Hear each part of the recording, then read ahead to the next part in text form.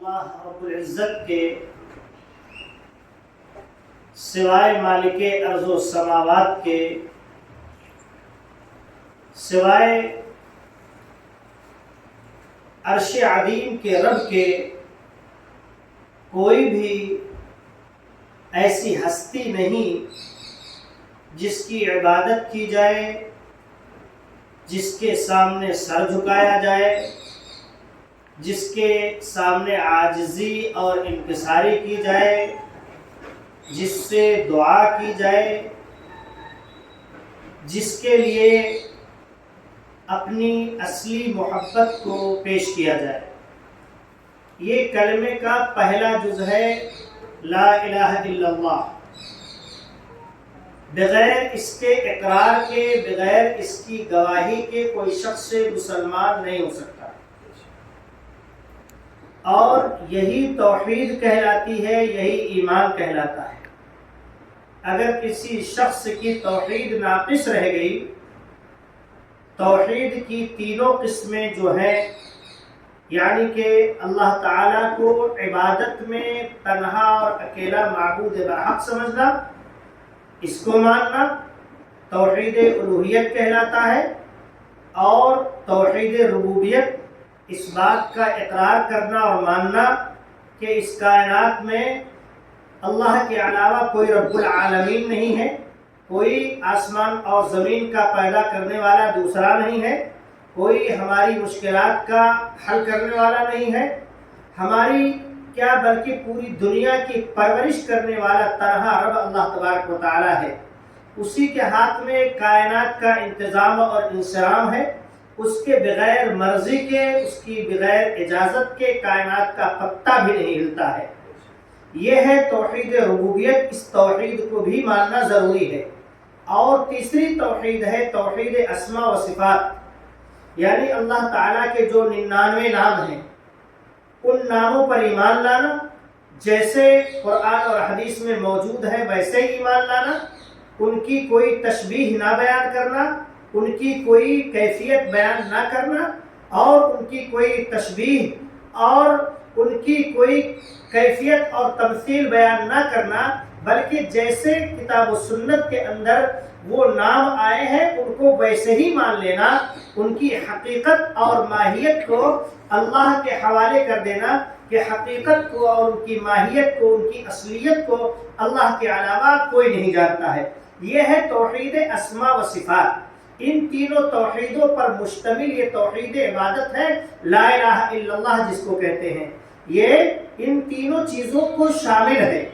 یہ کلمے کا پہلا جز ہے، اور کلمے کا دوسرا اہم جز کیا ہے کہ محمد رسول اللہ ہے، یعنی اس بات کی گواہی دینا کہ محمد صلی اللہ علیہ وسلم اللہ کے رسول ہیں۔ اور اس دوسرے جز کی اور پہلے جز کی، دونوں جز کی اور دونوں حصوں کی گواہی آدم علیہ السلام کے بعد سے لے کر کے، نوح علیہ السلام کے بعد سے لے کر کے عیسیٰ علیہ السلام تک، اور پھر ہمارے نبی جناب محمد رسول اللہ صلی اللہ علیہ وسلم تک ضروری رہی ہے کہ عبادت میں تنہا اللہ وحدہ لا شریک کو اپنا معبود برحق سمجھنا، اور اطاعت میں، نبوت میں، رسالت میں اپنے اپنے وقت کے پیغمبروں پر ایمان لانا۔ تمام امتیوں کو یہ حکم دیا گیا تھا کہ وہ اپنے رسول کی اطاعت کریں۔ اللہ تعالیٰ ارشاد فرماتا ہے وَمَا أَرْسَلْنَا مِن رَّسُولٍ إِلَّا لِيُطَاعَ بِإِذْنِ اللَّهِ، ہم نے جو بھی رسول بھیجے، جہاں بھی رسول آئے، جس قوم میں رسول آئے، جس ملت میں اور امت میں رسول آئے، ان کو یہ حکم دیا گیا تھا کہ وہ اپنے رسول کی اطاعت کریں، اپنے رسول کی پیروی کریں، اپنے رسول کی اتباع کریں، اپنے رسول کو فالو کریں، جیسے رسول بتائیں دین اور اسلام کی باتیں ویسے کریں، جتنا بتائیں اتنا کریں، جس طرح بتائیں اس طرح کریں، اور جس مقدار اور جس کیفیت پر بتائیں اس طرح سے ادا کریں۔ ہر زمانے میں جو بھی رسول آئے ان کی امت سے یہی مطالبہ تھا اللہ تبارک و تعالیٰ کا. اور آپ سورہ شعراء پڑھیں تو اللہ تبارک و تعالیٰ نے وہاں پر کئی نبیوں کا ذکر کیا اور ان نبیوں نے اپنی امت کو انہی دو باتوں کا حکم دیا تھا. لفظ وہاں پر بدلا ہوا ہے، کیا ہے؟ فاتقوا اللہ واطیعون. فاتقوا اللہ واطیعون. كذبت قوم نوح المرسلين اذ قال لهم اخوهم نوح الا تتقون انی لکم رسول امین فاتقوا اللہ واطیعون. نوح علیہ السلام سے اللہ تبارک و تعالیٰ نے یہ سلسلہ ذکر کیا اور اس طرح کی آیتیں کہ نوح علیہ السلام کی قوم نے رسولوں کو جھٹلا دیا. سوال اٹھتا ہے کہ حدیث میں ہے کہ نوح علیہ السلام اول نبی اول رسول ارسل الی قومی، کہ وہ پہلے نبی تھے، جیسا کہ حدیث شفاعت کے اندر یہ لفظ موجود ہے کہ کائنات کے لوگ سب مل کر کے پریشان ہوں گے تو کہا جائے گا کہ نوح علیہ السلام کے پاس جاؤ، وہ سب سے پہلے نبی تھے، سب سے پہلے نبی. لیکن اللہ تعالیٰ کیا فرماتا ہے کہ نوح علیہ السلام کی قوم نے رسولوں کو جھٹلا دیا، ان سے پہلے کوئی رسول آیا ہی نہیں تھا. مطلب یہ ہے، مفسرین نے ذکر کیا ہے کہ ایک رسول کا انکار کرنا گویا کہ تمام رسولوں کا انکار ہے. ایک رسول کا انکار کرنا تمام رسولوں کا انکار ہے. تو اللہ تبارک و تعالیٰ نے جتنے رسول بھیجے سب کو یہی حکم تھا کہ وہ اپنے نبی کی اطاعت کرے، فرما برداری کرے دین اور شریعت کے معاملے میں. تو انبیاء نے کیا کہا؟ نوح علیہ السلام نے کیا کہا؟ انی لکم رسول امین، میں تمہارے پاس ایک امانت دار رسول بنا کر کے بھیجا گیا ہوں، لہذا فاتقوا اللہ اے فاعبدوا اللہ. فاتقوا اللہ، اللہ سے ڈرو. اور اللہ سے ڈرنے کا مطلب یہ ہے کہ سب سے پہلے اللہ سے ڈرنے کا مطلب یہ ہے کہ سب سے پہلے اپنے رب کو، اپنے اللہ کو اپنا حقیقی معبود سمجھو، اسی کی عبادت کرو، اسی کے سامنے سر جھکاؤ، اسی کے سامنے جھکو، اسی سے دعا کرو. ہر طرح کی عبادت کا حقدار سوائے اللہ کے کسی اور کو نہ سمجھو. فاتقوا اللہ واطیعون، اور اے میری امت کے لوگوں تم میری اطاعت کرو. بھائی عزیز اور ساتھیوں، رسول کی اطاعت کا حکم ہر قوم میں، ہر امت کو کیوں ہوا؟ اس لیے کہ رسول اللہ رب العالمین اور بندوں کے درمیان ایک محفوظ، مامون، بھروسہ مند اور معتمد واسطہ ہوتا ہے. غور کیا آپ لوگوں نے کہ رسول اللہ کے بیچ، اللہ کے درمیان اور بندوں کے درمیان ایک سچا واسطہ ہوتا ہے، ایک سچا وسیلہ ہوتا ہے. بغیر رسول کے واسطے کے اور بغیر رسول کے ذریعے بندے اللہ تعالیٰ کو نہیں پہچان سکتے، نہ اس کی عبادت کر سکتے. اس لیے کہ رسول کا واسطہ اللہ تعالیٰ سے جو جڑا ہوا ہے وہ وحی کے ذریعے سے جڑا ہوا ہے. اللہ تعالیٰ نے اپنے بندوں کو رسول بنایا، مخصوص بندوں کو، اور وحی کے ذریعے سے جبرائیل علیہ السلام کو ان کے پاس بھیجا، یا جو بھی وحی کی قسمیں ہیں اس طرح سے اللہ تبارک و تعالیٰ نے اپنا پیغام کو رسولوں تک بھیجا، اور پھر رسولوں کے ذریعے سے امتیوں تک پہنچا. یہ ایک محفوظ اور سچا اور ہر طرح کی خطا اور غلطیوں سے محفوظ یہ واسطہ ہے. اگر اس کو امت کے لوگ سمجھیں تو ان کی سمجھ میں دین آ جائے گا، ان کی سمجھ میں صحیح راستہ آ جائے گا. اسی وجہ سے کہا جاتا ہے کہ رسول صلی اللہ علیہ وسلم معصوم عن الخطا ہے. کیا مطلب ہے اس کا؟ معصوم عن الخطا کا مطلب یہ ہے کہ رسول صلی اللہ علیہ وسلم سے دین اور شریعت کے معاملے میں، دین کی تبلیغ میں، دین کی باتیں پہنچانے میں کسی طرح کی کوئی غلطی نہیں ہوئی ہے۔ جو کچھ پہنچایا ہے اللہ تبارک و تعالیٰ کی طرف سے بالکل محفوظ اور امانت داری کے ساتھ اس پیغام کو پہنچایا ہے۔ اللہ تعالیٰ کیا فرماتا ہے؟ یا ایھا الرسول بلغ ما انزل الیک من ربک، اے رسول پہنچا دیجئے آپ اپنی امت تک آپ کے رب کی طرف سے جو چیزیں نازل ہو رہی ہیں، جو وحی آ رہی ہے، جو پیغام آ رہا ہے، جو شریعت اتر رہی ہے، جو احکام اتر رہے ہیں، جو قرآن کی آیات اتر رہی ہیں، جو حکم ہو رہا ہے، ان کو بندوں تک پہنچا دو۔ وَإِن لَّمْ تَفْعَلْ فَمَا بَلَّغْتَ رِسَالَتَهُ، اور اگر آپ ایسا نہیں کریں گے تو آپ نے گویا کہ رسالت کا حق ادا نہیں کیا۔ اور اس بات کی شہادت، اس بات کی گواہی اللہ کے رسول صلی اللہ علیہ وسلم نے اپنے صحابہ سے آخری وقت میں حجۃ الوداع کے موقع پر آپ نے بہت ساری دین کی باتیں بتائی، اور آپ نے صحابہ کرام سے، اپنے ساتھیوں سے گواہی طلب کی اور فرمایا الا هل بلغت، الا هل بلغت، اے میرے صحابہ کیا میں نے تم تک اللہ کا پیغام پہنچا دیا؟ صحابہ اکرام نے بیک زبان ہو کر کے گواہی دی کہ اللہ کے رسول صلی اللہ علیہ وسلم آپ نے اللہ کا پیغام ہم تک پہنچا دیا۔ نصارہ، کرسچن آج بھی موجود ہے، ان کی کتاب بائبل آج بھی موجود ہے، لیکن انہوں نے اپنے رسول کے درمیان جو مضبوط واسطہ تھا اور جو لائی ہوئی شریعت تھی اس کو بدل ڈالا، رسول کی اطاعت نہیں کی، رسول کی باتیں نہیں کی مانی، اور رسول کی فرما برداری نہیں کی، منمانی اس میں کرنے لگے، ان کی بھی شریعت جو ہے وہ منسوخ ہو گئی، کینسل ہو گئی۔ تو اس چیز کو، اس بات کو بہت گہرائی سے لینے کی ضرورت ہے کہ ہمارے اور اللہ کے بیچ ایک راستہ ہے بس، اور وہ ہے رسول کا واسطہ۔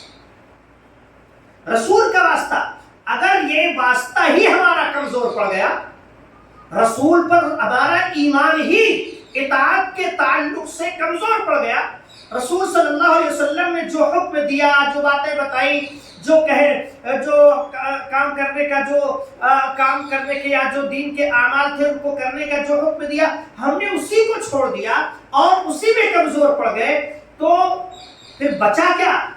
ایک حصے کو لے کر کے ہم کیا کریں گے؟ ہماری توحید بہت مضبوط ہے، لیکن اطاعت رسول ہمارے ہاں نہیں ہے، رسول صلی اللہ علیہ وسلم کی سنت پر عمل نہیں ہے، آپ کی اتباع نہیں ہے، تو میرے بھائی عزیز اور ساتھیوں ہمارا ایمان کمزور ہو گیا۔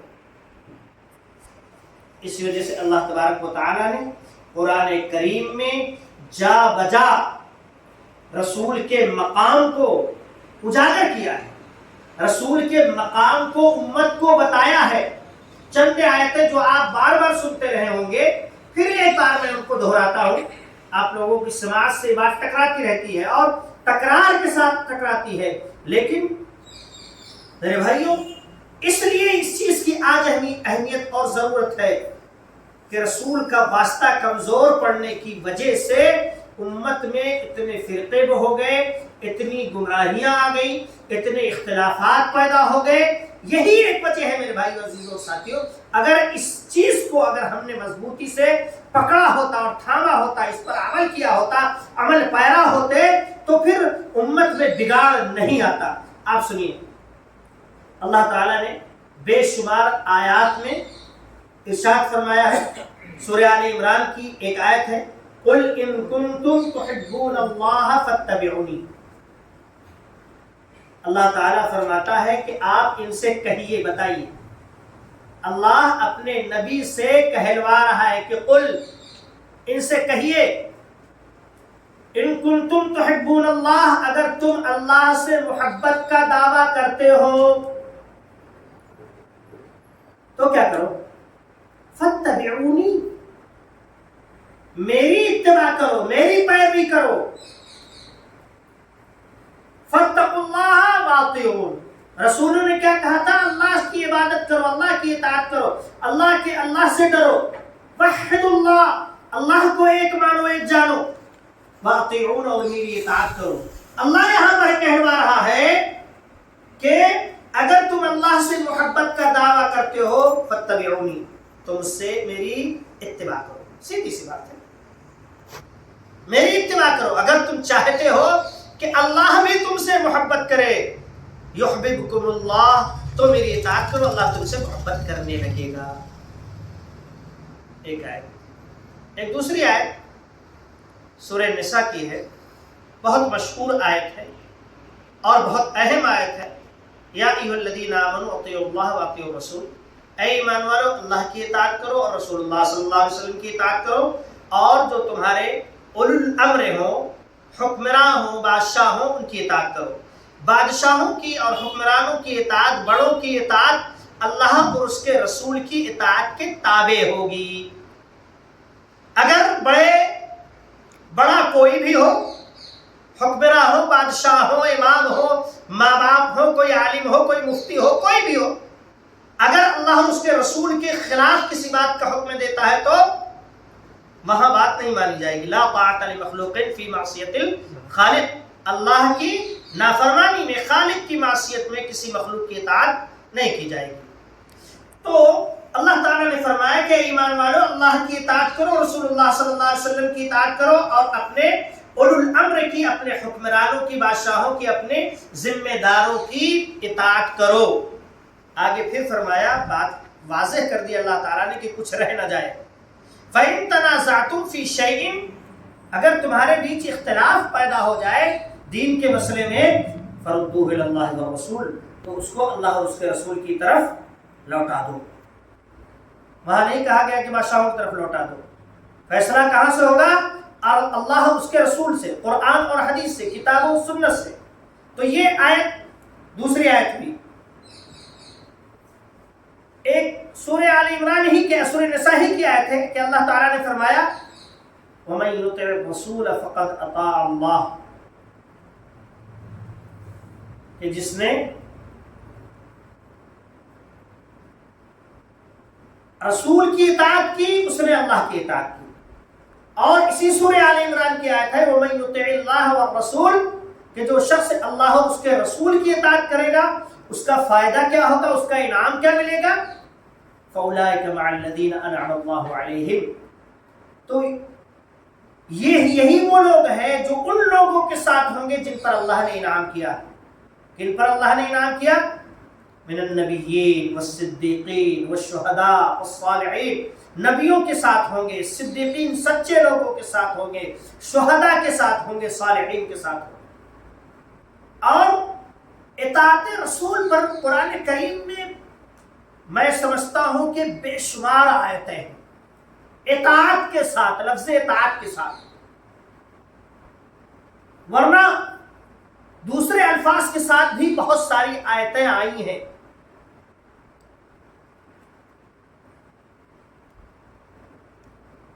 اور دوسرے الفاظ کے ساتھ میں رسول اللہ صلی اللہ علیہ وسلم کی اہمیت اور اتباع کے بارے میں بتاؤ کہ اللہ تعالیٰ نے جو حیثیت آپ کی بیان فرمائی ہے.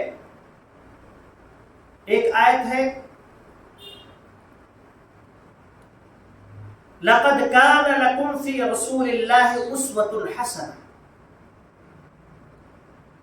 رسول اللہ صلی اللہ علیہ وسلم تمہارے لیے بہترین اور عمدہ، آئیڈیل اور نمونہ ہے. لَقَدْ كَانَ لَكُمْ فِي رَسُولِ اللَّهِ أُسْوَةٌ حَسَنَةٌ، تمہارے لیے رسول اللہ صلی اللہ علیہ وسلم بہترین آئیڈیل اور بہترین نمونہ ہے. آئیڈیل کس کو کہتے ہیں؟ نمونہ کس کو کہتے ہیں؟ یعنی اللہ تعالیٰ نے ہمارے لیے ایک نمونہ بھیجا ہے، دین اور شریعت کا نمونہ، دین پر عمل کرنے کا نمونہ. اللہ تعالیٰ نے عقیدے کے بارے میں توحید کا حکم دیا، ایک اللہ کی عبادت کا حکم دیا، اللہ کے رسول صلی اللہ علیہ وسلم نے اس عقیدے کو امت تک کیسے پیش کیا، یہ ہمارے لیے نمونہ ہے۔ ہم جیسے چاہیں جیسا عقیدہ بنا لیں، جیسے عقیدے پر عمل کریں، یہ نہیں، جو عقیدہ اللہ کے رسول صلی اللہ علیہ وسلم نے ہمیں دیا ہے ہمیں وہی عقیدہ اپنانا ہے۔ اللہ تعالیٰ کے اسماء اور صفات کے تعلق سے، اللہ کی الوہیت کے تعلق سے، ربوبیت کے تعلق سے، اسماء و صفات کے تعلق سے، عبادت کے تعلق سے، اللہ کی مشیت کے تعلق سے کئی چیزیں میں آپ کو، اگر یہ موضوع ہوتا تو میں اس موضوع پر آپ کو کئی چیزیں، کئی مثالیں پیش کرتا۔ اسی طرح سے اللہ کے رسول صلی اللہ علیہ وسلم ہمارے لیے نمونہ ہے اسلام کے ارکان میں، نماز میں ہمارے لیے نمونہ ہے۔ اللہ تعالیٰ نے حکم دیا اقیموا الصلاۃ وآتوا الزکاۃ کہ صلاۃ ادا کرو، زکوٰۃ ادا کرو۔ پورا قرآن پڑھ جائیے، صلاۃ کا طریقہ آپ کو نہیں ملے گا، پورا قرآن پڑھ جائیے، زکوٰۃ کا طریقہ آپ کو نہیں ملے گا، پورا قرآن پڑھ جائیے، صوم کا پورا مکمل طریقہ، روزے کا پورا مکمل طریقہ نہیں ملے گا، حج ادا کر جائیے، حج کا پڑھ جائیے، پورا قرآن پڑھ جائیے، حج کا مکمل طریقہ آپ کو قرآن کے اندر نہیں ملے گا۔ کیوں؟ اس لیے کہ اللہ تبارک و تعالیٰ نے قرآن بھیجا اور قرآن کو بیان کرنے والا، قرآن کی وضاحت کرنے والا، تفسیر بیان کرنے والا نمونہ بنا کر کے ہمارے نبی صلی اللہ علیہ وسلم کے پاس بھیجا کہ دیکھو نماز کا حکم میں دے رہا ہوں، نماز ان کو پڑھ کر کے بتا دو، وقت کے ساتھ بتا دو، عدد کے ساتھ بتا دو، رکعت کے ساتھ بتا دو، کیفیت کے ساتھ بتا دو۔ نماز میں رکوع کرنے کا حکم ہے، بس سجدہ کرنے کا حکم ہے، لیکن رکوع کب ہوگا، سجدہ کب ہوگا، قیام کب ہوگا، اس کی وضاحت کس نے کی؟ ہمارے نبی صلی اللہ علیہ وسلم نے کی۔ یہ ہے نمونہ، ہمارے لیے نمونہ نبی صلی اللہ علیہ وسلم ہے۔ دین اور شریعت کے معاملے میں ہم یہ سمجھے کہ کسی اور کے طریقے پر نماز پڑھ ڈالے، کسی اور طریقے پر زکوٰۃ ادا کر ڈالے۔ زکوٰۃ کا جو نصاب ہمارے نبی صلی اللہ علیہ وسلم نے بیان فرمایا ہے اس میں اپنی طرف سے رد و بدل کر ڈالے، حالات کے حساب سے، اپنی مرضی کے حساب سے، اپنی طبیعت کے حساب سے، یا روزے کے اندر کچھ تبدیلی پیدا کر ڈالے کہ وہ زمانہ الگ تھا، آج کا زمانہ الگ ہے، کچھ اس میں کیا کہتے ہیں مختصر کر لیتے ہیں۔ میرے بھائیو، ہمارے نبی صلی اللہ علیہ وسلم ہمارے لیے نمونہ ہے۔ جو آپ نے کیا، جیسے کیا ویسے ہی کریں گے، یہی اطاعت ہے اور یہی نمونہ ماننا ہوا۔ اگر اس نمونے میں کوئی فرق آ گیا، اس آئیڈیل میں کوئی فرق آ گیا، تو میرے بھائی وہ عمل ہمارا برباد ہو جائے گا، وہ عمل ہمارا رائے گا چلا جائے گا، ضائع ہو جائے گا۔ اس چیز کے بارے میں اختلاف ہو جائے تو تم اسے اللہ اور اس کے رسول کی طرف لوٹا دو۔ اللہ اور اس کے رسول قرآن و حدیث سے اس کا فیصلہ ہوگا۔ صحابہ اکرام اللہ اور اس کے رسول کی طرف لوٹاتے تھے اور اللہ کے رسول صلی اللہ علیہ وسلم اس کا فیصلہ فرماتے تھے۔ آج ہمارے بیچ اللہ کے رسول صلی اللہ علیہ وسلم نہیں ہے، لہٰذا اگر اختلاف ہو جائے نماز میں، تکبیر میں، سلام میں، رکعت میں، اور یا اسی طرح سے کسی دعا میں اگر اختلاف ہو جائے تو ہمارے پاس پوری شریعت موجود ہے، محفوظ شریعت موجود ہے، اللہ کی کتاب موجود ہے، نبی صلی اللہ علیہ وسلم کی صحیح حدیثیں موجود ہیں، قرآن یہ صحیح حدیثوں کا ایک بہت بڑا ذخیرہ بالکل پوری امت کا موجود ہے۔ کتاب و سنت کا پورا ذخیرہ موجود ہے، کتاب و سنت کا۔ صحیح بخاری، صحیح مسلم کے اندر آپ شریعت کے 99% سے زیادہ بعض چیزیں جو ہے رہ جائیں گی، ورنہ صحیح بخاری، صحیح مسلم کے اندر تقریباً ساری شریعت موجود ہے۔ تو آج ہمیں لوٹانا چاہیے کہ نہیں؟ ہمارے پاس فیصلے کرنے کی چیز ہے کہ نہیں؟ اگر ہمارے پاس اس فیصلے کا کوئی حل نہ ہوتا تو گویا کہ ہماری شریعت مکمل نہیں ہے، ناقص رہ جاتی، کیونکہ قیامت تک یہ دین قیامت تک کے لیے ہے، یہ دین ساری دنیا کے لیے ہے، یہ دین ہر قوم ملت کے لیے ہے، ہر رنگ و نسل کے لوگوں کے لیے ہے اور ہمیشہ قیامت تک کے لیے ہے۔ اگر اس کے اندر مسائل کا حل نہ ہوتا تو پھر یہ ناقص ہوتی، لیکن اللہ تعالیٰ نے اس میں مسائل کا حل رکھا ہے، علماء موجود ہیں جو مسائل کا حل بتانے والے ہیں، لہٰذا اللہ کے رسول صلی اللہ علیہ وسلم کی اطاعت لازمی چیز ہے. آپ کو صحابہ کرام کے چند نمونے آپ کو پیش کر دوں. وقت ہے نا کہ اللہ کے رسول صلی اللہ علیہ وسلم نماز جنازہ پڑھا رہے تھے. نماز ہی کی حالت میں نبی صلی اللہ علیہ وسلم نے اپنے نالین مبارک یعنی جوتا شریف اتار دیے. جوتے اتار دیے. سارے صحابہ نے اپنے جوتے اتار دیے. نماز کے بعد اللہ کے رسول صلی اللہ علیہ وسلم نے اس سے پوچھا کہ میں نے تو جوتے اتارے تھے, تم نے کیوں اتارا؟ تو صحابہ کرام کا جواب سنیے کہ اللہ کے رسول صلی اللہ علیہ وسلم, ہم نے آپ کو جوتا اتارتے ہوئے دیکھا تو ہماری کیسے مجال تھی کہ ہم جوتا نہ اتارے؟ ہمارے نبی نے جوتا اتار دیا تو ہم جوتا پہن کر کے نماز پڑھے. تو نبی صلی اللہ علیہ وسلم نے فرمایا کہ اے میرے صحابہ, میں نے جوتے اس لیے اتارے تھے کہ جبریل امین نے نماز کی حالت میں آ کر کے خبر دی کہ آپ کے جوتے میں گندگی ناپاکی لگی ہے, اس کو اتار دیجئے, تو میں نے اتارا. تمہیں اتارنے کی ضرورت نہیں تھی.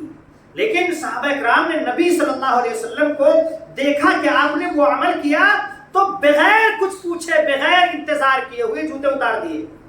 یہ مسلمانوں کا ہونا چاہیے کہ ہمارے نبی کا حکم آ گیا ہے, اب پھر کسی کا حکم آگے چلنے والا نہیں ہے, کسی کے حکم پر عمل نہیں ہوگا. اللہ کے رسول صلی اللہ علیہ وسلم کا حکم آ جانے کے بعد کسی کے قول فعل کی کیا حیثیت اور اہمیت ہے؟ صحابہ اکرام ابو بکر صدیق, عمر فاروق رضی اللہ عنہم اجمعین کے قول اور فعل کا کوئی وزن نہیں ہے, تو دوسرے امتی کی کیا مجال ہے اور ان کی کیا حیثیت اور کیا اہمیت ہو سکتی ہے؟ نبی صلی اللہ علیہ وسلم نے انگوٹھی بنوائی, صحابہ کرام نے سب نے انگوٹھی بنوائی. ہاں, اطاعت ہے, اتباع ہے. صلح حدیبیہ کے موقع پر صحیح بخاری کی روایت ہے, تو طفیل بن عمرو الدوسی آپ کو اس آئے قریش کی طرف سے, کوئی نام نہیں یاد آ رہا ہے مجھ کو, وہ مسلمانوں سے بات چیت کرنے کے لیے آئے قریش کی طرف سے, کفار مکہ کی طرف سے. واپس ہوئے تو مکہ والوں سے کہا ہے مکہ والے, مسلمانوں کے مقابلے سے باز آ جاؤ, تم ان کا مقابلہ نہیں کر سکتے. میں نے ان کو دیکھا ہے کہ محمد صلی اللہ علیہ وسلم کی مجلس میں وہ ایسے بیٹھتے ہیں جیسے ان کے سروں پر پرندے بیٹھے ہوں, اور محمد صلی اللہ علیہ وسلم جب کسی بات کے کرنے کا حکم دیتے ہیں تو ہر شخص اس کام کو, اس عمل کو کرنے کے لیے دوڑ پڑتا ہے. یعنی اتنے اطاعت گزار, اتنے فرما بردار, محمد کے جنبش لب پر وہ اپنی جانیں قربان کر دیں گے, تم ان کا مقابلہ نہیں کر سکتے. یہ گواہی دی جا کر کے کافروں کے سامنے کہ محمد کے ماننے والے, محمد کے جانثار صحابہ, محمد کے ماننے والے محمد کے بہت زیادہ اطاعت گزار ہیں اور فرما بردار ہیں, ان کا مقابلہ نہیں کر سکتے. تو صحابہ کرام نے ہمارے سامنے مثالیں پیش کی ہیں, نمونے پیش کیے ہیں کہ کس طرح سے نبی کی اطاعت کرنی چاہیے. یا ایھا الذین آمنوا لا تقدموا بین یدی اللہ ورسولہ, اے ایمان والو اللہ اور اس کے رسول سے قدم آگے نہ بڑھاؤ, جو حکم ہو جائے اس پر عمل کرو, اور کسی کی کوئی حیثیت, کوئی اہمیت, کوئی جو ہے وقعت اللہ کے رسول صلی اللہ علیہ وسلم کے مقابلے میں نہیں ہے. اطاعت اور فرما برداری کے مقابلے میں رسول صلی اللہ علیہ وسلم کا حکم اگر آ جائے, قول فعل آ جائے, تو پھر کسی اور کے قول فعل کی کیا وجہ؟ حضرت عبداللہ ابن عمر رضی اللہ تعالیٰ عنہ کے بیٹے مقام جحفہ پر کہتے ہیں لبیک اللہم عمرۃ متمتعا بالحج, کہ میں حج تمتع کا احرام باندھ رہا ہوں. لبیک پکارا. سننے والے نے کہا کہ آپ کے والد عمر منع کرتے تھے حج تمتع سے, تو اللہ کے رسول عمر رضی اللہ تعالیٰ عنہ کے بیٹے عبداللہ ابن عمر نے کہا کہ کیا میرے نبی کی بات مانی جائے گی, میرے نبی کا حکم چلے گا یا میرے باپ کا حکم چلے گا؟ کیا فرمایا؟ کیا میرے میرے نبی کا حکم چلے گا کہ میرے باپ کا حکم چلے گا؟ نبی صلی اللہ علیہ وسلم نے حج تمتع کروایا ہے، حکم دیا ہے۔ میرے باپ کون ہوتے ہیں جو ہے حج تمتع سے روکنے والے؟ کسی وجہ سے عمر رضی اللہ تعالیٰ عنہ کسی وجہ سے روکتے رہے ہوں گے یا کوئی خاص حالت رہی ہوگی، لیکن ان کے بیٹے نے کھل کر کے رد کر دیا، کہا کہ میرے باپ کا قول چلے گا، حکم چلے گا کہ نبی کا چلے گا۔ بہت ساری مثالیں ہیں صحابہ کرام کے ہاں۔ لہٰذا میرے بھائیو، میرے عزیزو، رسول صلی اللہ علیہ وسلم کی اطاعت کرو، اس سے ہم اختلاف سے بچ جائیں گے، جہنم میں جانے سے بچ جائیں گے، فرقہ فرقہ بٹنے سے بچ جائیں گے۔ وہ حدیث آپ کو معلوم ہوگی، گمراہ ہونے سے بچ جائیں گے۔ اللہ کے رسول صلی اللہ علیہ وسلم نے فرمایا، ترکت فیکم امرین، میں تمہارے درمیان دو چیزیں چھوڑے جا رہا ہوں، لن تضلوا ما ان تمسکتم بہما، تم ہرگز گمراہ نہیں ہوگے جب تک ان دونوں کو مضبوطی سے پکڑے رہو گے، کتاب اللہ و سنتی، اللہ کی کتاب ہے اور میری سنت ہے۔ سنت کی اطاعت کرو، اتباع کرو، پیروی کرو، تو ہم کیا ہے، گمراہی سے بچ جائیں گے، گمراہ نہیں ہو سکیں گے۔ اسی طرح سے وہ حدیث جو 73 فرقوں والی حدیث ہے، اس میں آپ نے فرمایا کہ میری امت 73 فرقوں میں بڑھ جائے گی، سب جہنم میں جائے گے، ایک فرقہ جہنم میں جانے سے بچ جائے گا، نجات پا جائے گا۔ صحابہ کرام نے عرض کیا کہ وہ کون سا فرقہ ہوگا؟ آپ صلی اللہ علیہ وسلم نے فرمایا، ما انا علیہ الیوم واصحابی، کہ میرے اور میرے صحابہ کے طریقے پر چلنے والے لوگ جہنم میں جانے سے بچ جائیں گے۔ اللہ کے رسول صلی اللہ علیہ وسلم کی اتباع اور اطاعت کرنے کا مطلب یہ ہے کہ پھر گمراہی نہیں آئے گی، سیدھے راستے پر عمل کرے گی، معصوم ہے یہ راستہ۔ اللہ تعالیٰ نے کیا فرمایا؟ وَمَا يَنْطِقُ عَنِ الْهَوَىٰ إِنْ هُوَ إِلَّا وَحْيٌ يُوحَىٰ، نبی صلی اللہ علیہ وسلم اپنی مرضی کی بات نہیں کرتے ہیں، بلکہ آپ کا حکم یہ وحی ہوتا ہے، آپ کا قول فعل یہ وحی ہوتی ہے۔ لہذا نبی صلی اللہ علیہ وسلم کی اطاعت کرنا اللہ کی اطاعت ہے، اللہ کے حکم کی تعمیل ہے۔ بہت ساری باتیں اس تعلق سے، میں سمجھتا ہوں کہ اتنی باتیں کافی ہوں گی اور عمل کرنے کے لیے، سمجھنے کے لیے بہتر ہوں گی، اور ہم لوگ سمجھے ہیں اور سنے ہیں۔ اللہ تعالیٰ سے دعا ہے کہ ہم کو ان باتوں پر عمل کرنے کی توفیق عطا فرما۔ اے اللہ، پیارے نبی صلی اللہ علیہ وسلم کی محبت کو ہمارے دلوں کے اندر پھوٹ پھوٹ کر کے بھر دے، ہر چیز سے زیادہ، یہاں تک کہ اپنی جان سے زیادہ ہم اپنے نبی صلی اللہ علیہ وسلم سے محبت کرنے لگے اور آپ کی اطاعت کرنے لگے، آپ کی پیروی کرنے لگے، آپ کے حکم پر چلنے لگے اور زندگی کو آپ کی سنت کے مطابق ڈھالنے لگے۔ اللہ ہم سب کو توفیق عطا فرمائے۔ اللہ ہم میں سے جو بیمار ہیں ان کو شفا عطا فرما، جو قرض دار ہیں ان کو قرض سے نجات عطا فرما۔ اے اللہ، جو پریشان حال ہیں ان کی پریشانی کو دور فرما۔ اے اللہ، سب سے بڑی چیز ہم جو تجھ سے مانگتے ہیں وہ ہدایت مانگتے ہیں، تو ہمیں اپنے نبی جناب محمد رسول اللہ صلی اللہ علیہ وسلم کے طریقے پر چلا۔ آمین یا رب العالمین۔ صلی اللہ علیہ نبینا محمد وعلی آلہ وصحبہ اجمعین۔ السلام علیکم ورحمۃ اللہ وبرکاتہ۔ بسم اللہ الرحمن الرحیم، والصلاة والسلام علی سید المرسلین نبینا محمد وعلی آلہ وصحبہ اجمعین۔ بدعت کے بارے میں کہا گیا ہے کہ دیکھیے، ایک آیت قرآن کی اور ایک حدیث اگر ہماری سمجھ میں آ جائے تو ہمیں بدعت بھی سمجھ میں آ جائے۔ سب سے پہلے بدعت کہتے کس کو، یہ سمجھ لیجیے۔ بدعت کا مطلب ہوتا ہے نئی چیز، نئی چیز۔ اب آپ کو سمجھ میں آ گیا، جب دین ہمارا پرانا ہے تو بدعت کیا ہوئی؟ نہیں ہوئی۔ اور دین کیا ہوتا ہے؟ اللہ کی طرف سے آتا ہے، رسول اللہ اور اس کے رسول کی باتیں یہ دین ہے۔ اور بدعت کیا چیز ہے؟ جو نہ اللہ کی طرف سے ہو نہ رسول اللہ صلی اللہ علیہ وسلم کی طرف سے، وہی بدعت ہے۔ وہی چیز کیا ہے؟ دین میں نیا کام ہے۔ اب ظاہر سی بات ہے، دین میں کوئی یہ تو نہیں کہے گا کہ تم شنکر بھگوان کی پوجا کرو، کچھ دین ہی کے نام پر نکالے گا، دین سے جڑی ہوئی نماز نکال لے گا، جڑی ہوئی تلاوت نکال لے گا، کوئی ذکر و اذکار نکال لے گا، کوئی درود نکال لے گا، کوئی عمل نکال لے گا، کوئی دن نکال لے گا، کوئی عید نکال لے گا، یہ دین سے جوڑ کر کے ملا کر کے۔ تو دیکھیے، بدعت کہتے ہیں نئی چیز کو، اور دین میں نئی چیز کی گنجائش ہے؟ آیت ہے سورہ مائدہ کی آیت نمبر 3 کا حصہ، الیوم اکملت لکم دینکم واتممت علیکم نعمتی ورضیت لکم الاسلام دینا۔ آج کے دن میں نے آپ کے لیے آپ کا دین مکمل کر دیا ہے اور اسلام کو دین کی حیثیت سے پسند کر لیا ہے اور اپنی نعمت آپ پر پوری کر دی. حجۃ الوداع کے موقع پر یہ آیت نازل ہوئی کہ آج کے دن میں نے آپ کا دین مکمل کر دیا. اب اللہ تعالیٰ اعلان کر رہا ہے کہ دین مکمل ہو گیا. جب دین مکمل ہو گیا، نبی صلی اللہ علیہ وسلم کی حیات مبارکہ ہی میں، تو پھر دین کہاں موجود ہے جو مکمل ہوا ہے؟ اللہ کی کتاب میں اور رسول اللہ صلی اللہ علیہ وسلم کی سنت میں، حدیثوں میں موجود ہے. تو جب دین مکمل ہو گیا تو کوئی ایسا عمل، کوئی ایسی چیز جو کوئی ایجاد کرتا ہے، دیکھا جائے گا کہ وہ قرآن اور حدیث میں ہے کہ نہیں. اگر ہے تو قبول کر لیا جائے گا کہ دین کا حصہ ہے، اور اگر نہیں ہے تو پھر دین کے اندر اس کی گنجائش نہیں، اس لیے کہ دین مکمل ہو گیا ہے.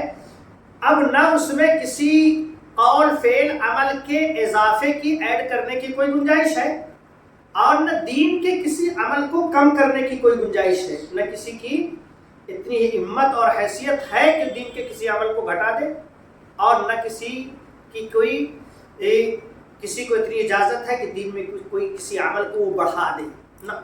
نہ کوئی نماز، نہ کوئی درود، نہ کوئی ذکر، نہ کوئی عمل، کوئی چیز بھی کسی کو ہٹانے بڑھانے کی اجازت نہیں ہے، کیونکہ دین مکمل ہو گیا ہے. اللہ کے رسول صلی اللہ علیہ وسلم نے کیا فرمایا کہ لوگوں کو ایک محل دکھایا گیا، لوگوں نے محل دیکھا، بہت پسند آیا، کہا کہ ایک جگہ کی کمی ہے. کہا کہ بس یہ محل بہت اچھا ہے، لیکن یہ اینٹ کی جو جگہ ہے، یہ جو خالی ہے، یہ خالی ہے، اگر یہ بھر جاتی تو عمارت محل مکمل ہو جاتا. نبی صلی اللہ علیہ وسلم نے فرمایا میں وہ اینٹ ہوں، میرے لگ جانے سے اب دین اور جو ہے اسلام مکمل ہو گیا. لہٰذا یہ دین جو مکمل ہو گیا ہے تو اب اس میں گھٹانے بڑھانے کی کوئی گنجائش نہیں ہے. اور دوسری آیت کیا ہے؟ ام المومنین عائشہ رضی اللہ تعالیٰ عنہ فرماتی ہے، صحیح بخاری صحیح مسلم کی روایت ہے کہ اللہ کے رسول صلی اللہ علیہ وسلم نے فرمایا من احدث فی امرنا ھذا ما لیس منہ فہو رد، کہ جس کسی نے، نبی صلی اللہ علیہ وسلم نے فرمایا کہ جس کسی نے ہمارے اس دین کے اندر، فی امرنا ھذا، اس دین کے اندر، اس معاملے کے اندر کوئی نیا کام ایجاد کیا، احدثہ کا مطلب ہوتا ہے نیا کام ایجاد کیا، نیا عمل ایجاد کیا، ما لیس منہ، جو اس میں نہ ہو، کوئی ایجاد کیا جو اس میں نہیں ہے، فہو رد، تو اس کی حیثیت کیا ہے؟ مردود ہے، وہ ریجیکٹڈ ہے، وہ کیا ہے؟ ریجیکٹڈ ہے، وہ اس کی دین میں کوئی حیثیت نہیں. اللہ تعالیٰ کے ہاں اس عمل پر کوئی ثواب اور اجر ملنے والا نہیں ہے، چاہے جتنا اچھا لگے ہم کو، چاہے جتنا پیارا لگے. بھائی قرآن ہی تو پڑھ رہے ہیں، قرآن ہی تو پڑھ رہے ہیں.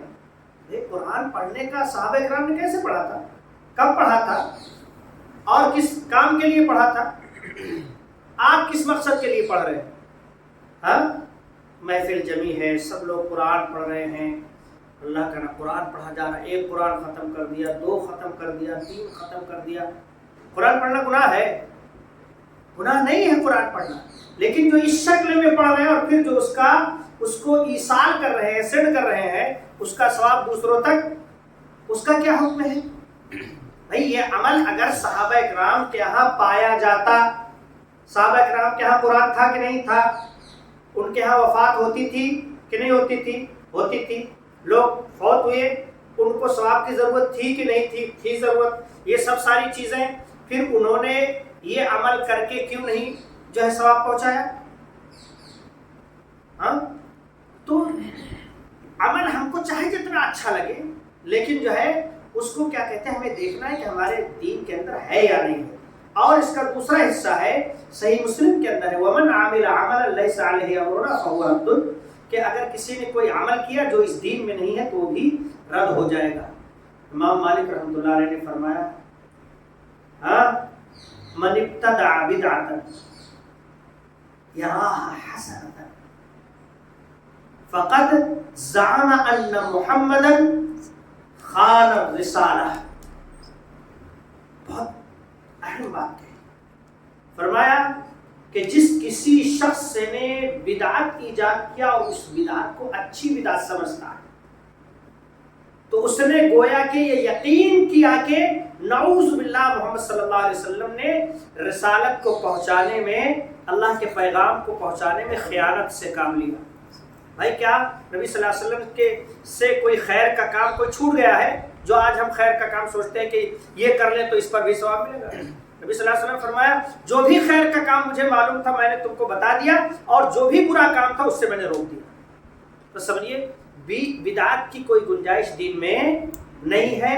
بدعت کر کے اپنے اعمال کو، وقت کو اور پیسوں کو ضائع نہ کریں. یہ سوچیں کہ ہمارے نبی نے جو کیا ہے وہی اللہ تعالیٰ قبول کرے گا، اس کے علاوہ کوئی کتنا بھی اچھا عمل ہو اللہ تعالیٰ کو وہ قبول نہیں ہے. صلی اللہ علیہ نبینا محمد وعلی آلہ وصحبہ. اللہ تعالیٰ بدعات خرافات سے سب کو محفوظ. اگر آپ لوگوں کے پاس کچھ سوال ہے، خواتین کے یہاں بھی کچھ سوال ہے تو لکھ کر کے یہاں بھیجیں یا کسی کے ذریعے سے یہاں تک وہ سوال پہنچائیں. آج بھی کل ایک چیز ہے، وضاحت کر دیجیے. بدعت حسنہ، جی اس کو بڑے شوق سے لوگ کہتے ہیں اچھی بدعت ہے. اچھی بدعت تو ہمارے بھائی نے پوچھا کہ کچھ لوگ کہتے ہیں کہ بدعت حسنہ کہتے ہیں. اللہ کے رسول اللہ تعالیٰ نے کیا فرمایا؟ فَإِنَّ كُلَّ مُحْدَثَةٍ بِدْعَةٍ. ہر خطبہ جمعہ میں آپ لوگ سنتے ہوں گے، صحیح مسلم کی روایت ہے. فَإِنَّ كُلَّ مُحْدَثَةٍ بِدْعَةٍ. ہر نئی ایجاد کی جانے والی چیز بدعت ہے. کل ہر نئی ایجاد کی جانے والی چیز بدعت ہے. تو یہاں بدعت حسنہ بدعت سیئہ کہاں سے آ گئی؟ نبی صلی اللہ علیہ وسلم تو کہہ رہے ہیں کہ ہر بدعت بری ہے اور ہم کہہ رہے ہیں کہ کچھ بدعت اچھی ہے. تو نبی صلی اللہ علیہ وسلم کی بات بہتر ہوگی کہ ہماری بات بہتر ہوگی؟ نبی صلی اللہ علیہ وسلم کی بات اچھی ہے. ہاں، ہر جو نئی چیز ایجاد کی جاتی ہے وہ بدعت ہے اور وہ بری ہے. بھائی کا سوال ہے کہ کسی خوشخبری پر سجدہ شکر ادا کرنا چاہیے تو کیا اس سجدہ شکر کے لیے باوضو ہونا شرط ہے یا اس کے لیے وضو شرط نہیں ہے؟ تو جواب یہ ہے کہ دیکھیے نماز کے لیے وضو شرط ہے، لیکن سجدہ شکر کے لیے اگر باوضو آدمی ہو تو بہتر اور افضل ہے. ورنہ سجدہ شکر کیسے ادا کیا جاتا ہے؟ آپ کو خوشی ملی، آپ سجدے میں گر گئے. اب اس وقت آپ وضو کے ساتھ ہے کہ نہیں ہے، کہاں ہے؟ تو اس لیے اس میں رخصت ہے کہ آپ بغیر وضو کے سجدہ کر سکتے ہیں، لیکن افضل اور بہتر ہے. اس کی لوگ جو نماز پڑھتے ہیں وہ جی اس کی لوگ سجدہ کی نماز، شکر کی نماز پڑھتے ہیں نا، وہ شکرانے کی نماز کیا اس کے لیے. دیکھیے شکرانے کی نماز کسی حدیث سے ثابت نہیں ہے، شکرانے کا سجدہ ثابت ہے. لیکن اگر شکرانے کے طور پر اگر کوئی نیک عمل کوئی کرتا ہے، کوئی بھی نیک عمل، تو وہ جائز ہے. سمجھ رہے ہیں کہ کسی کو کوئی خوشی حاصل ہوئی تو سجدہ شکر کے علاوہ آدمی کے پاس کوئی چیز ہے اس کو صدقہ کر دیا. اس کی مثال میں آپ کو دیتا ہوں. کعب بن مالک رضی اللہ تعالی عنہ اور ہلال ابن امیہ اور مرارہ ابن ربیع 3 صحابہ تھے جو ایک غزوے سے پیچھے رہ گئے. ہاں، ایک غزوے میں سے غزوہ تبوک سے پیچھے رہ گئے تھے، جس میں حکم تھا کہ جو بھی معذور نہیں ہے وہ غزوے میں رکے نہ، وہ چلے جائے. تو پیچھے رہ گئے تھے، یعنی اپنی سستی کی وجہ سے. اللہ کی طرف سے ان پر سختی کی گئی اور کہا گیا کہ ان کا سوشل بائیکاٹ کر دیا جائے، کوئی بات نہ کرے.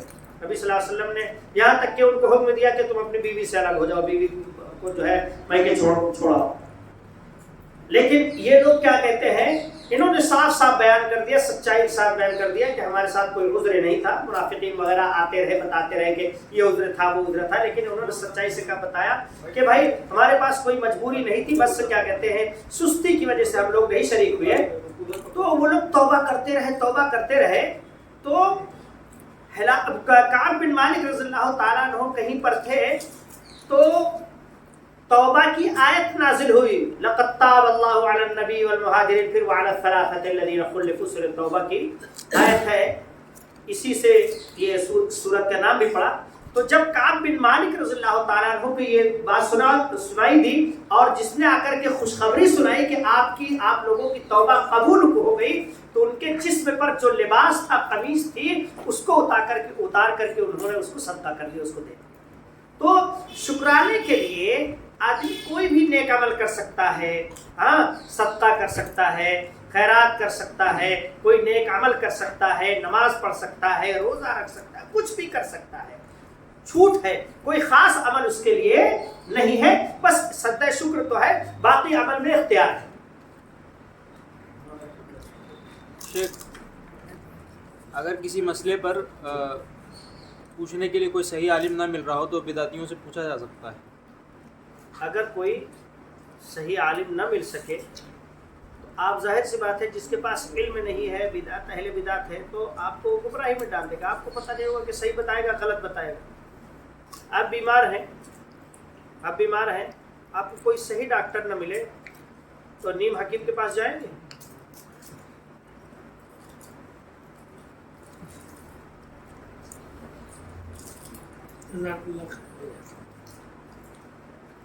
اور کسی کا کوئی سوال؟ وقت ہے بھی تھوڑا سا پوچھ سکتے ہو اندر عورتوں کو کوئی اور سوال؟ شیخ، جو بدعتیوں کی جو لوگ ویڈیو دیکھتے ہیں کہ مطلب بس سن لیں کہ کیا بول کیا رہے ہیں، یہ جیسے انجینئر ہو گئے یا پھر دوسرے بدعتی ہو گئے، دیکھیے یہ بہت اہم بات ہے، اور یہ عورتوں کی طرف کا سوال ہے، تفصیل آگے بڑھا دیجیے۔ بتا دیجیے۔ ایک بھائی کا سوال ہے، کیا ہم ہر کسی کی تقریر، ہر کسی کی کتاب پڑھ اور سن سکتے ہیں؟ تو میرے بھائیوں، ایک بہت بڑے تابعی ہیں محمد ابن سیرین، اور ایک بہت بڑے محدث ہیں عبداللہ ابن مبارک، ان دونوں کا قول صحیح مسلم کے اندر موجود ہے، مقدمے میں ان کا قول ہے ان ھذا العلم دین، یہ علم دین ہے۔ جو آپ سن رہے ہیں تقریر، یہ دین ہے کہ نہیں؟ آپ دین ہی کی باتیں سن رہے ہیں نا، یا کوئی کتاب پڑھ رہے ہیں تو یہ دین ہے۔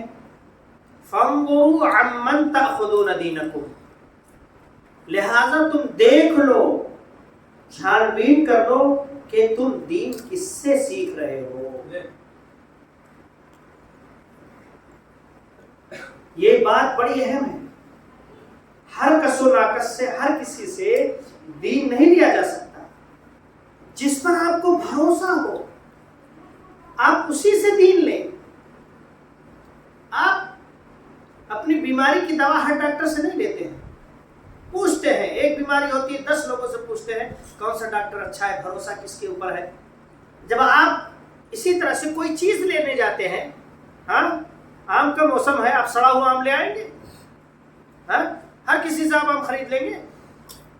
یہ دین ہے بھائی، دین کو چھان بین کر کے جسے دیکھو کہ ہاں یہ قرآن و حدیث کی روشنی میں دلیل کے ساتھ جو ہے بتاتا ہے، آپ اس کی بات سنو۔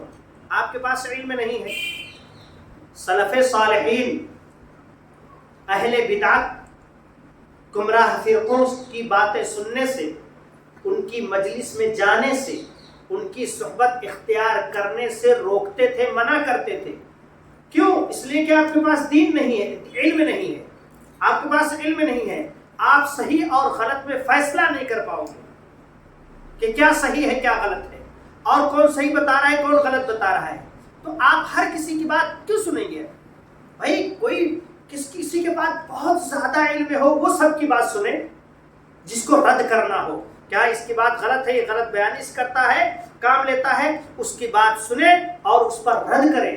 آپ کے پاس علم نہیں ہے رد کرنے کا، آپ پتہ نہیں کہ اس کی کون سی بات آپ کے دل میں اتر جائے اور آپ کا دین بدل جائے۔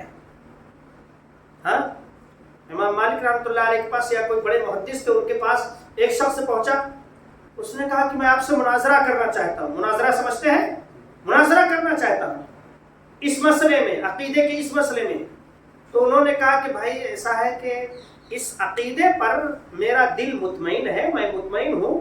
ہاں، اس عقیدے پر میرا دل مطمئن ہے، میں اس پر تم سے مناظرہ نہیں کروں گا. کیوں نہیں مناظرہ کیا انہوں نے؟ ہو سکتا ہے کہ اس کی کہیں کوئی دلیل، کوئی چیز کیا ہے، ہاں کوئی چیز جو ہے، کوئی دلیل، کوئی بات اس کی جو ہے ایسی دل میں اتر جائے جس سے ہمارا عقیدہ گڑبڑا جائے، ڈگمگا جائے. بنا چینی والی ہے نا، نہیں چلے. چلے. تو دیکھیے اس لیے ہمیں چاہیے کہ ہم دین صحیح جگہ سے سیکھیں. اللہ کی کتاب موجود ہے، ترجمہ موجود ہے، اور اللہ کی کتاب کا صحیح معنی اور مطلب بتانے والے بھی موجود ہیں، کتابیں موجود ہیں. ہم نہیں کہتے کہ ہر آدمی جو ہے کتاب سے علم حاصل کرے. کوئی اچھا استاد، کوئی اچھے عالم سے آپ جو ہے دین سیکھیں، پڑھیں، اس کے بعد کوئی ڈاؤٹ ہو، کوئی اشکال ہو تو آپ پوچھیں. ہر کسی کو نہ سنیں. آپ انٹرنیٹ پہ، یوٹیوب پر بہت سارے لوگ آپ کو ملیں گے. کیا فیصلہ کر پائیں گے؟ آپ کو 72 لوگ ملیں گے سنانے والے. فیصلہ کر پائیں گے؟ آپ کے پاس علم ہے کہ آپ فیصلہ کر لیں کیا کون سا صحیح کون سا غلط ہے؟ اس لیے قرآن، کتاب و سنت کو ماننے والے، کتاب و سنت کی نشر و اشاعت کرنے والے جو علماء ہیں ان کی باتیں سنیں، ان کی تقریریں سنیں، ان کی تحریر پڑھیں، کیونکہ وہی دین ہے. باقی اور سوال ہے، نماز میں امام کے ساتھ رکوع سجدہ کرنا چاہیے یا امام کے بعد؟ امام کے ساتھ امام کی اتباع یا امام کو فالو کرنے کا 3 طریقہ ہے. 2 غلط ہے، 1 صحیح ہے. ایک طریقہ ہے کچھ لوگ جو ہے امام کے ساتھ ساتھ کام کرتے ہیں، امام کے ساتھ ساتھ رکوع سجدہ سلام وغیرہ پھیرتے ہیں. بہت سارے لوگوں کو آپ نے دیکھا ہوگا، امام نے کہا السلام علیکم ورحمۃ اللہ تو ان کا جو ہے اب امام السلام علیکم ورحمۃ اللہ کہہ رہا ہے، ان کا دونوں طرف پھر جاتا ہے. تو یہ امام کے ساتھ ساتھ نہیں کرنا چاہیے. اور دوسرا طریقہ ہے امام سے پہلے کرنے کا، یہ طریقہ بھی غلط ہے. اور ایک تیسرا طریقہ بھی غلط ہے، امام کے بہت بعد کرنے کا، کہ امام صاحب جو ہے رکوع سجدے سے اٹھ کر کے بیٹھے ہوئے ہیں اور آدمی سجدہ ہی کر رہا ہے، دعا ہی پڑھ رہا ہے. امام تشہد پڑھنے لگے اور وہ سجدے میں ہی پڑا ہوا ہے، امام رکوع سے اٹھ گیا وہ رکوع میں ہے، تو یہ بھی نہیں کرنا چاہیے. یہ تینوں طریقے غلط ہیں. ایک چوتھا طریقہ ہے وہ صحیح ہے. وہ کیا ہے کہ امام کے پیچھے پیچھے عمل جو کرنا چاہیے، امام کے پیچھے پیچھے. صحابہ کرام بیان کرتے ہیں کہ اللہ کے رسول صلی اللہ علیہ وسلم رکوع سے اٹھنے کے بعد جب سجدے میں سر جھک رکھ دیتے، پیشانی آپ کی سجدے میں چلی جاتی، زمین پر ٹیک دیتے، تب ہم لوگ سجدے کے لیے جھکتے. یعنی امام کر لے تو ہم اس کے پیچھے کریں، امام اللہ اکبر کہہ کے نیت باندھے تو ہم باندھیں، امام اللہ اکبر کہہ کے رکوع میں جائے تو ہم رکوع جائیں، امام رکوع سے اٹھ جائے تو اٹھے، امام سجدے میں چلا جائے تب سجدے میں جائے. تاخیر بھی نہیں اور پہلے بھی نہیں اور ساتھ ساتھ بھی نہیں، بلکہ امام کے پیچھے پیچھے. یہی طریقہ اور یہی عمل درست ہے. یہاں ایک سوال ہے، عمامہ پر مسح کرنے کا کیا حکم ہے؟ عمامہ عین سے ہے، الف سے نہیں ہے، نہیں تو ہم امامہ پڑھ لیں گے. عمامہ کس کو کہتے ہیں؟ پگڑی کو. تو عمامہ پر مسح کرنے کا حکم کیا ہے؟ عمامہ پر مسح کرنے کا حکم صحیح ہے، جائز ہے، درست ہے. اگر کوئی شخص جو ہے وضو کر کے عمامہ کو پہنے ہوئے ہو تو عمامہ نہ اتارے، پیشانی وہ چہرہ دھونے کے بعد اور ہاتھ دھونے کے بعد جو ہے عمامہ پر مسح کر لے، درست ہے. لیکن یہ حکم نوز پیس وغیرہ کا نہیں ہے کہ خواتین جو ہے نوز پیس یا جو ہے کچھ باندھے ہوئے ہیں سر میں تو اس پر مسا کر لے، یہ حکم ان کا نہیں ہے، کیونکہ عمامہ ایک مستقل چیز ہے جو آدمی باندھے رہتا ہے۔ اسی طرح سے اگر ٹخنوں کو بند کرنے والا کوئی جوتا کسی کا ہے، وضو کر کے کسی نے جوتا پہن لیا ہے، تو جس طرح سے موزے پر مسا کرتے ہیں اسی طرح سے جوتا پہنے ہوئے آدمی جوتا نہیں اتارنا ہے، جوتے پر مسا کر لے اور جوتا پہنے نماز پڑھے۔ عام آدمی جس کو عقیدے اور منہج کا کچھ نہیں پتا ہے وہ کیسے فرق کرے گا کہ کون صحیح بول رہا کون غلط، کیونکہ سب قرآن حدیث سے بات کرتے ہیں؟ بھائی جان کا یہ سوال ہے کہ عام آدمی کیسے سمجھے گا، کیسے عمل کرے گا دین پر، اس کو کیا سمجھ کے کون صحیح بول رہا ہے کون غلط بول رہا ہے؟ ٹھیک ہے، عام آدمی گھڑا کیسے خریدتا ہے؟ عام آدمی کوئی چیز خریدنے جاتا ہے تو کیسے خریدتا ہے؟ دھوکہ کھاتا ہے کہ صحیح خرید کے لاتا ہے؟ چھان بین کرتا ہے نا کہ میڈ ان جاپان گھڑی چاہیے سیکو کی، ہاں، اور جو ہے اچھا والا موبائل کس کمپنی کا ہے چھان بین کر کے لاتا ہے نا۔ تو دین کو بھی ڈھونڈنا چاہیے، دین کو اس سے زیادہ محنت کے ساتھ ڈھونڈنا چاہیے۔ سلمان فارسی رضی اللہ تعالیٰ عنہ کو اللہ تعالیٰ نے کتنی عمریں دی تھی پتہ ہے آپ کو؟ 350 برس کے تھے وہ، اور دین تلاش کرتے کرتے کبھی کسی راہب کے پاس، پھر وہاں سے اس کو بھی دیکھا کہ وہ بھی جو ہے قوم کا مال جو ہے جھوٹ موٹ کر کے وہ جو ہے جمع کیا ہوا ذخیرہ اندوزی کر رہا ہے، ڈھونڈتے ڈھونڈتے پھر نبی صلی اللہ علیہ وسلم تک پہنچے۔ تو دین تلاش کرنے کے لیے ہم کیوں سوچتے ہیں؟ ہم سب کچھ پڑھ لیتے ہیں، high school, inter college, engineering اور فلاں اور بی ٹیک اور ایم ٹیک اور کیا کیا کون سی ڈگری ہوتی ہے سب کر لیتے ہیں، ڈاکٹر بن جاتے ہیں، وکیل بن جاتے ہیں۔ دین ڈھونڈنا کیوں مشکل ہے آج؟ اور پھر اللہ کی کتاب قرآن کریم ہے، کہیں ڈھونڈنے کی ضرورت ہے؟ سوال کا یہی آ رہا ہے کہ صحیح قرآن کس کو سمجھے؟ ہاں بھائی صحیح قرآن کس کو سمجھے، صحیح دین کس کو سمجھے؟ سوال یہ ہے کہ سب سے پہلے آپ عام لوگ کیا ہے، عام لوگوں کو تلاش کرنا ہوگا کہ دیکھیے سچی جو بات ہوتی ہے، جو دلیل کے ساتھ بات، ابھی میں نے بیان کیا، اب آپ کو کیا اندازہ لگا کہ میں نے بیچ میں دوران تقریر میں نے کتنی آیتیں پڑھی، کتنی حدیثیں پڑھی، یعنی آیتیں اور حدیثوں اور آیتوں کی روشنی ہی میں بیان کیا۔ آپ یہی بیان کسی دوسرے کے ہاں سے آپ سن لیں، آپ کو اندازہ ہو جائے گا کہ آپ کیا سن رہے ہیں اور کیا دلیل کون دے رہا ہے۔ تو اس لیے جیسے دنیا کے معاملے میں آپ ہوشیار ہیں، دین کے معاملے میں بھی ہوشیار ہیں۔ اب سوال بس اصل میں یہ ہے کہ کس قرآن کو ہم صحیح سمجھیں؟ قرآن اللہ کا کلام محفوظ ہے، محفوظ ہے، کوئی بھی کسی کا بھی ترجمہ پڑھیں آپ کو اس میں توحید میں دیکھیے جہاں وہ صحیح ترجمہ کر رہا ہے آپ کو سمجھ میں آ جائے گا، جہاں بریکٹ لگا دیا اور جہاں یعنی لگا دیا، جہاں اس کا مطلب یہ ہے لگا دیا، تو سمجھ جائیے کہ اب ڈنڈی مار رہا ہے۔ ہاں، قل هو اللہ احد، اللہ ایک ہے، دنیا کے سارے ترجموں میں اللہ ایک ہے، لا الہ اللہ لا الہ الا ہو ایک ہے۔ ہاں، اور اسی طرح سے اور بھی جتنے ان کے بتوں کے بارے میں ان کی کمیاں جو بیان کی گئی ہیں سب کے ترجمے میں یہی ہوگا، لیکن کہاں جہاں تفسیر کریں گے وہاں ڈنڈی ماریں گے یہ لوگ۔ سمجھ رہے ہیں؟ یہ کون لوگ ہیں جو کہتے ہیں مطلب ان کے مقصد کیا ہے، کہ مطلب جو کہتے ہیں قرآن کے ترجمے بدل گئے، کہ کون سی پڑھنی چاہیے، یہ ان لوگوں کے مقصد کیا ہے؟ یہ سب باتیں کرنے کے دیکھیے اب ہر مکتب فکر کے لوگوں نے قرآن کا ترجمہ کیا ہے، معلوم ہے کہ نہیں؟ سب لوگوں نے ترجمہ کیا ہے، اہل حدیثوں نے بھی ترجمہ کیا ہے، دیوبندیوں نے بھی، بریلویوں نے بھی، جماعت اسلامی نے بھی، اور سب لوگوں نے قرآن کا ترجمہ کیا۔ ٹھیک، دیکھیے قرآن کا ترجمہ امانت داری کے ساتھ جو اس وقت موجود ہے، ترجمہ قرآن کا احسن البیان مختلف زبانوں میں، اردو میں، ہندی میں، انگلش میں موجود ہے، اس کی تفسیر بھی موجود ہے، اس کی تفسیر بھی موجود ہے۔ آپ ایک بار احسن البیان پڑھیے،